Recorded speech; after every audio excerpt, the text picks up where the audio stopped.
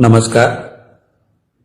पशुसंवर्धन विभागाच्या वतीने मुख्यमंत्री ग्रामीण पशुधन उद्योजक योजना हा नवीन योजना माननीय मुख्यमंत्री महोदयांनी लॉन्च केलेला आहे.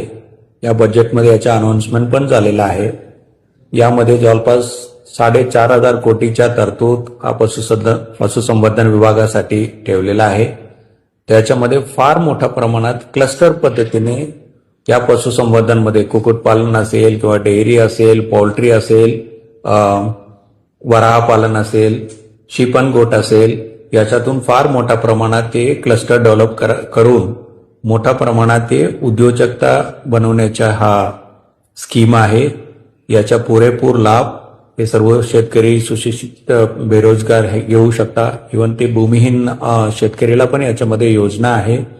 याच्यातून आपल्याला हे चांगल्या पद्धतीने रोजगार निर्मिती होऊ शकतो.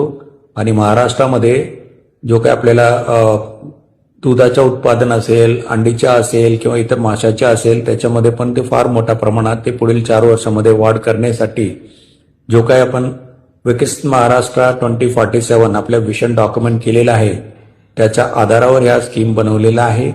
याचा पूर्ण लाभ संबंधित सर्व शेतकरी बांधवांनी घ्यावा आणि याच्या लाभार्थी नोंद करण्याचं काम 1 मे पासून सुरू करण्याच्या शासनाच्या विचाराधीन आहे. हे पूर्णपणे ऑनलाईन पद्धतीने महाडीबीटीद्वारे नोंदणी केली जाणार आहे. याचा फायदा सर्व महाराष्ट्रातल्या सर्व शेतकरी बांधवांनी तो घ्यावा असं विनंती आहे.